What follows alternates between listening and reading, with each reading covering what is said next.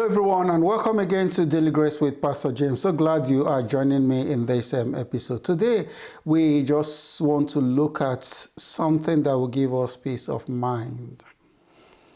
We are going into an holiday period where the children are going to be on holidays and the parents, of course, are going to look after the children.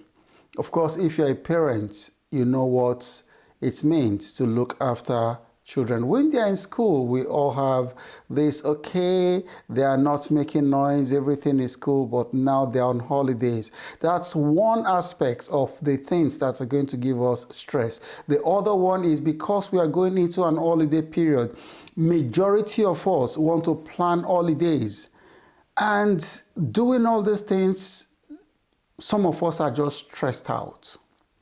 Now, today we just want to talk about how can you thrive in a stressful period? How can you have peace in a stressful period? We all know that some periods are more stressful than the others. And of course, that's the period that we're going into now. Summer, the sun will hit you and bring stress into your body. Not just that, the kids are on holidays, they're at home with you, the ones that will stay at home with their children, and some of us will plan holidays. So how do we get this peace? Romans 12:12 says, rejoicing in hope, patience in tribulation, continuing steadfastly in prayer. I like the way the Message Bible puts it. It puts it this way. It says, don't burn out.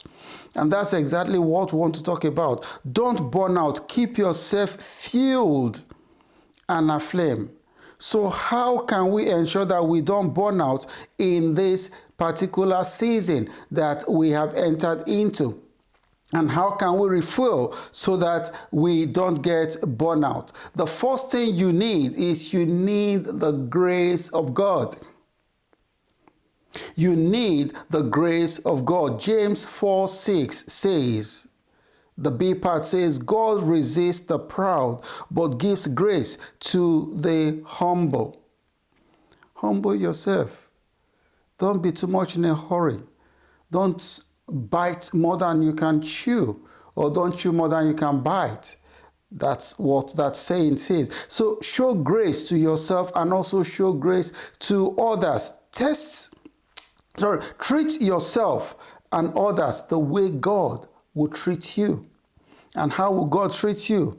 With grace, with mercy, with forgiveness. The same way God will treat you, treat others that way. Listen, God always gives us what we need, not what we deserve.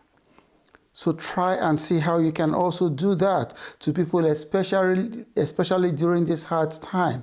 They need you to give them what they need, not what they deserve. So in other words, if somebody just, snap at you, don't snap back at them. Yes, they deserve that, but don't snap back at them. Go to them with peace. Reduce their stress so that your own stress too will be reduced. And the second thing is start and end each day refueling your soul. Start and end each day refueling your souls. How do you refuel your soul? It is through prayer and the word of the Lord. James 1:21 says, therefore lay aside all filthiness and overflow of wickedness, and receive with meekness the implanted word, which is able to save your soul. And the psalmist put it in a fantastic way in Psalm 119, verse 147. It says, I rise before the dawning of the morning and cry for help. I hope in your word. Always hope in the word of the Lord. Even when you are stressed out, the word of the Lord will bring peace into your life. Do you know that the attitude you start the day with, the first few minutes of the day, that is the attitude that will keep you through the whole day? So start your morning in the presence of the Lord. The third thing is set and stick to a routine. Walk in wisdom.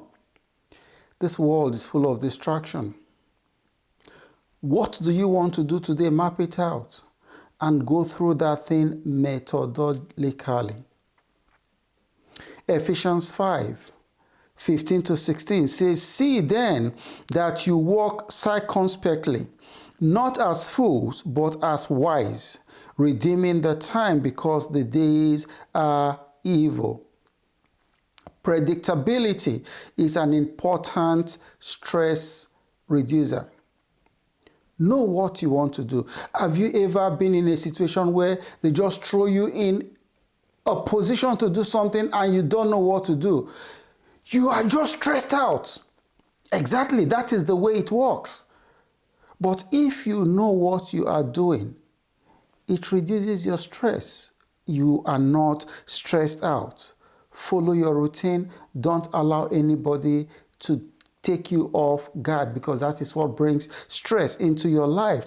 And the fourth principle is reduce your media consumption. Reduce your media consumption. The media is full of negative stories, and that influences your thoughts, influences your action, influences your character. The Bible says the lamp of the body is the eye. The lamp of the body is the eye. Matthew 6:22-23 says, "The lamp of the body is the eye. If therefore your eye is good, your whole body will be full of light. But if your eye is bad, your whole body will be full of darkness. If therefore the light that is in you is darkness, how great is that darkness?" Watching TV, scrolling through your social media, majority of the time what you see is negative comments, negative news. These days it's like news is synonymous with negativity. And you don't want to be feeding your minds with negative thoughts. So please, watch your consumption of social media and the TV. The fifth principle is plan time to connect with the people you love.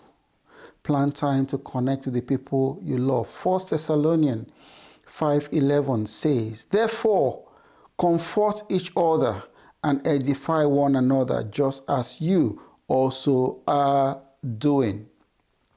One of the most meaningful things that you can do during stressful times, during difficult times, is to listen carefully to somebody that is going through stress. Listen through and then give them a good advice. When you go through all these principles, I tell you, your stress will be reduced. Your stress will be reduced.